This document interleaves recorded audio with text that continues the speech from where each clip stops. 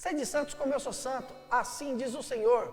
Hoje nós vamos conhecer a história de São Francisco de Paula, amigo desde a infância de São Francisco de Assis. Francisco nasceu em Paula, região da Cosenza, na Itália. Mas ele, com muito pouca idade, teve uma ferida, um tumor maligno no seu olho esquerdo. Sua família, muito religiosa, como o nome dele era Francisco, decidiram fazer uma promessa para São Francisco de Assis. Se o filho deles fosse curado daquela doença, ele vestiria o hábito franciscano por pelo menos um ano. E assim aconteceu. O menino ficou curado e eles o levaram até um convento franciscano, onde ele ficou por um ano. Mas nesse período que ele ficou para pagar a sua promessa, acabou aflorando nele uma vocação maravilhosa de penitência, de oração e realmente se mostrando um menino muito piedoso. Quando ele saiu do convento, ele junto com seus pais fizeram uma peregrinação, indo para outros conventos em outras cidades, procurar um lugar onde ele de fato pudesse viver uma vida religiosa, porque ele tinha decidido que seria de fato um monge religioso. Mas ele foi em muitos lugares e não achou o lugar devido, que de fato atingisse as convicções que ele tinha de uma vida religiosa. Assim, dentro de uma das propriedades da própria família, ele resolveu viver uma vida de ermitão, de eremita, e se refugiou num lugar de difícil acesso para outras pessoas. Mas como nós conhecemos aquele ditado, aquela palavra que nosso Senhor Jesus Cristo nos diz, não se acende uma lâmpada para escondê-la debaixo da mesa, mas para colocá-la num candeeiro e iluminar toda a sala. Assim aconteceu. As pessoas começaram a buscar e ir atrás de Francisco, para que ele fosse um orientador e eles também pudessem viver uma vida espiritualizada como eremitas. E assim ele começou a ter muitas pessoas que o seguiam, que queriam viver com ele, e ele, com a autorização e ajuda dos seus pais, construiu um lugar com uma sala e 3 dormitórios, para que ele pudesse assim ensinar as pessoas e estar em oração num lugar ainda isolado. Mas a coisa aumentou, foi crescendo, crescendo, e um dia o próprio Papa mandou um emissário para ver como é que era a vida desse eremita, muito famoso naquela região. O próprio emissário, depois de constatar a vida que levava São Francisco de Paula, mandou um relatório para o Papa, mas ele mesmo entrou para a ordem, para a congregação que ainda estava se formando de São Francisco de Paula.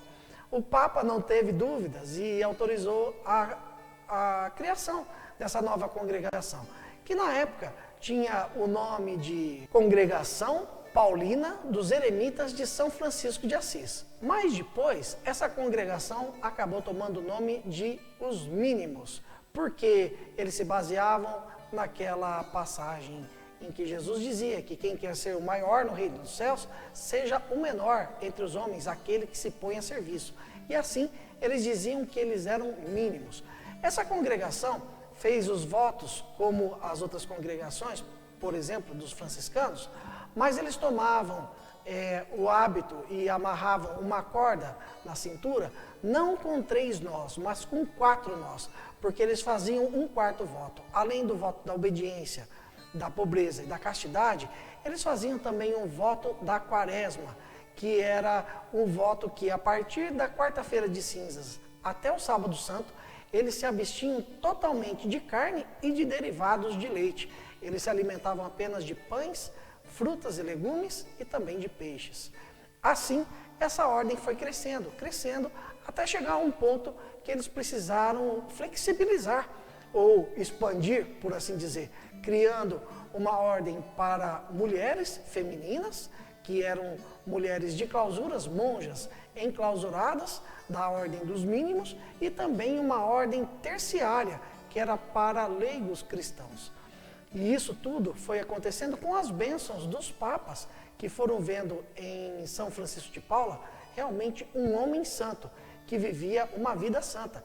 Conta-se coisas extraordinárias a respeito deles. Uma das histórias é a seguinte: um grupo de operários estava indo de uma cidade para outra numa época de muita carestia, em que se tinha uma grande fome naquela região, em busca de emprego. No meio do caminho, encontraram com Francisco de Paula, que estava indo para Sicília, também em peregrinação. E eles, famintos, pediram por ajuda, se ele não tinha um pedaço de pão com que eles pudessem se alimentar. E Francisco falou: olha dentro da bolsa de vocês, tem pão aí dentro.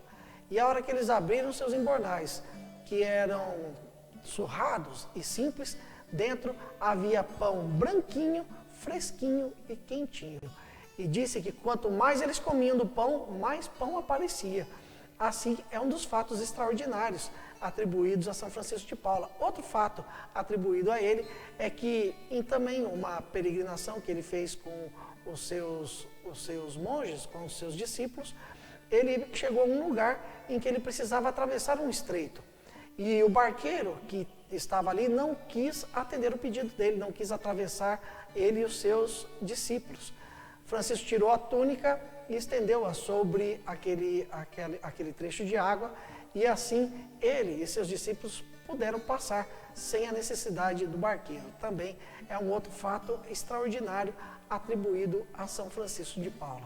São Francisco de Paula morreu no ano de 1507 e foi canonizado pelo Papa Leão X no ano de 1519, apenas 12 anos após a sua morte. Para aquela época, isso foi uma coisa muito rápida, muito fora dos padrões. E o próprio Francisco de Paula havia também profetizado que Leão X seria o Papa da Igreja quando ele ainda era apenas uma criança. De fato, um homem especial, extraordinário, que atendeu ao chamado de Deus para a sua vida e transformou a vida e segue transformando a vida de muitas pessoas em todo o mundo. Que nós possamos tomar nesse grande santo, nesse grande homem de Deus também, uma inspiração e um exemplo, para que nós possamos também atender o chamado de Deus para a nossa vida, na nossa família, no nosso trabalho, na nossa vida social, sendo santos como Deus nos quer santos. Se você gostou desse vídeo, deixe o seu joinha, compartilhe com seus amigos, nos ajudando a evangelizar. E se você ainda não é inscrito no nosso canal, inscreva-se e ative o sininho, para que você possa receber muitos outros vídeos produzidos aqui pelo nosso canal na Desterro FM, para que você possa receber muitos outros vídeos produzidos pelo nosso canal no YouTube da Desterro FM, principalmente pelo nosso quadro Conhecendo os Santos. Amanhã estaremos de volta com mais uma história de um santo. Conhecendo os Santos, uma produção Desterro FM.